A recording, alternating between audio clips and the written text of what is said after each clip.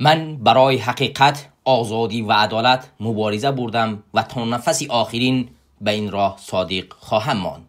سهراب ظفر. امروز ما میپردازیم به شخصیتی سیاسی و اجتماعی سهراب ظفر.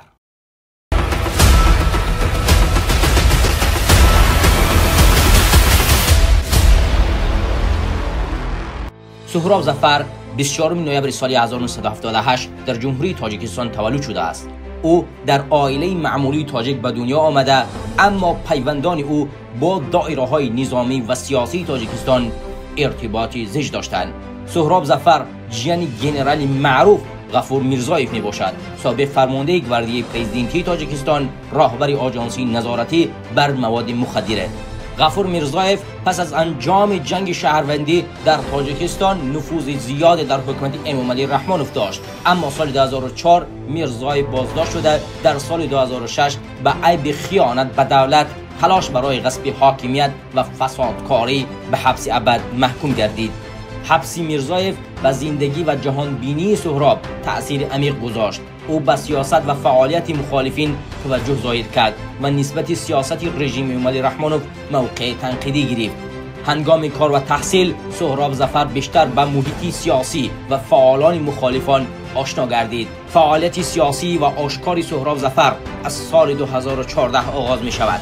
در این دوره عمرعلی قوتوف، پایه‌گذار حرکت سیاسی گروه 24، در میان مهاجران تاجیک در روسیه یک دعوت عمومی برای اتحاد جوانان و شروع مبارزه سیاسی علیه رژیم امامعلی رحمانوف اعلان نمود.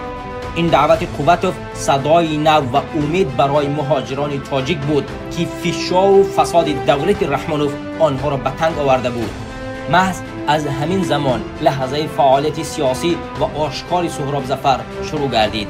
او با جوانان فعال و دیگر راهبران حرکت سیاسی گروه 24 رابطه برقرار کرده و یکی از چهره‌های اساسی این حرکت در روسیه تبدیل یافت. سهراب ظفر در گردی هماهنگی‌ها و اعتراضهای مخالفان در شهرهای گوناگون روسیه از جمله مسکو، سن پترزبورگ، یکاترینبورگ، نووسیبیرسک و دیگر شهرها اشتراک کرده است. او با نقطه‌های آشکار و موقع تنقیدی خود ضد حکومت امامعلی رحمانوف برآمد می‌کرد.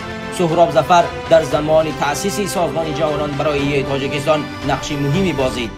این سازمان را مقصود ابراهیموف راهبری می‌کرد. هدف این سازمان حفظ منفعت‌های مهاجران تاجیک، مبارزه با رژیم رحمان و تأسیس یک جامعه آزاد و دموکراتی در تاجیکستان بود.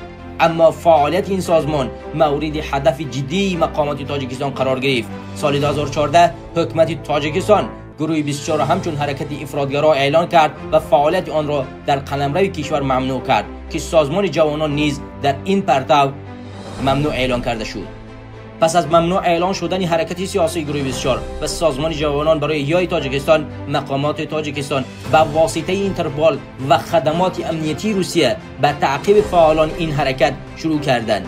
در نوامبر سال 2014 به مقصود ابراهیموف در مسکو حمله صورت گرفت که در نتیجه او جراحت برداشت. در ینوری 2015 باشد او را بازداشت کردند و پس از آن به تاجیکستان برای غیر قانونی استرداد کردند و در تاجیکستان او را به 17 سال زندان محکوم کردند.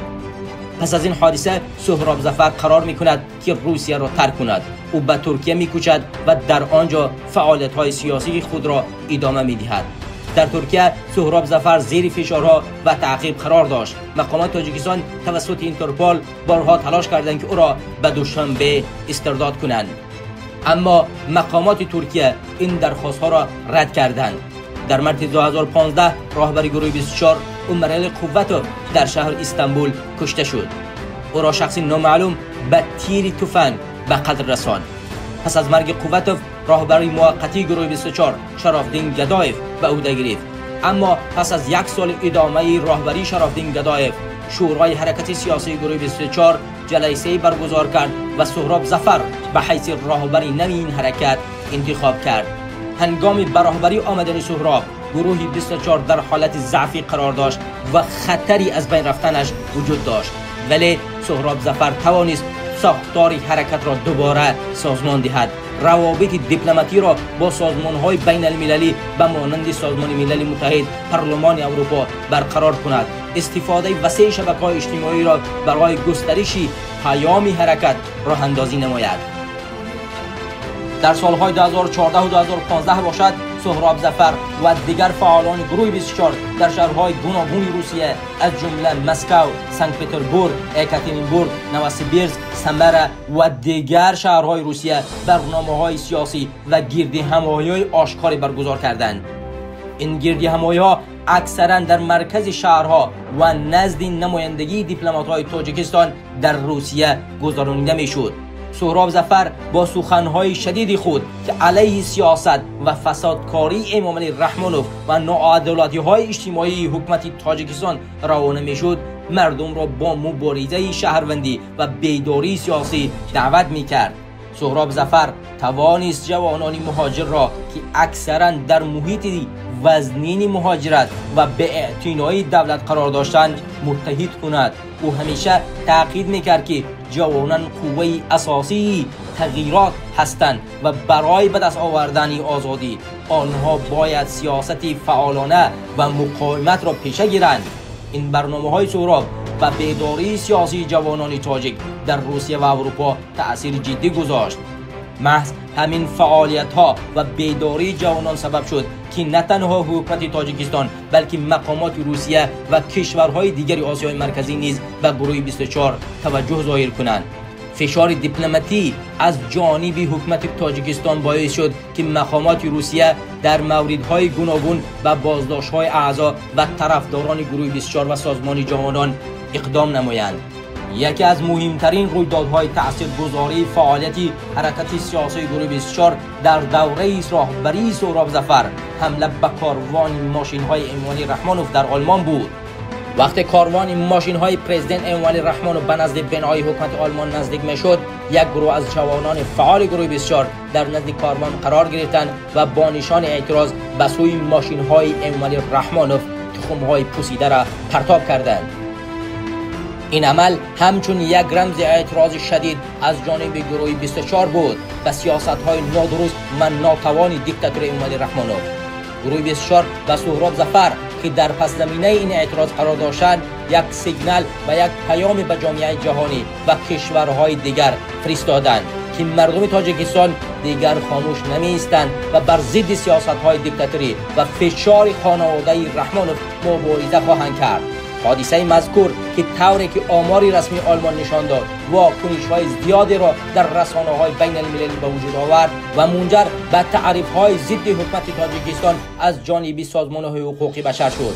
گروه‌های مخالف تاجیک و دیگر سازمان‌های اجتماعی بین المللی سهراب ظفر و اعضایان گروه 24 را برای نقشی مهم در فردای سیاست تاجیکستان که آن را آزادی و دموکراسی می‌خواهند ستایش کردند. به هر حال مقامات تاجیکستان با یاری راهبران دیگر دولت‌ها بخصوص از روسیه و دیگر کشورهای آسیای مرکزی همیشه تلاش می‌کرد که سهراب ظفر و دیگر راهبران مخالفان را مورد تعقیب قرار دهد.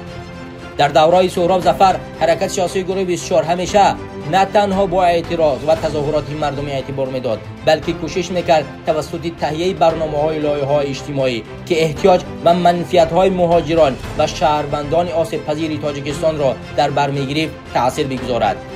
این مبارزه و زیرکی سهراب ظفر باعث گشت که حکومت دیکتاتور امامعلی رحمانوف در پی نابود کردن و زندان کردن او شد.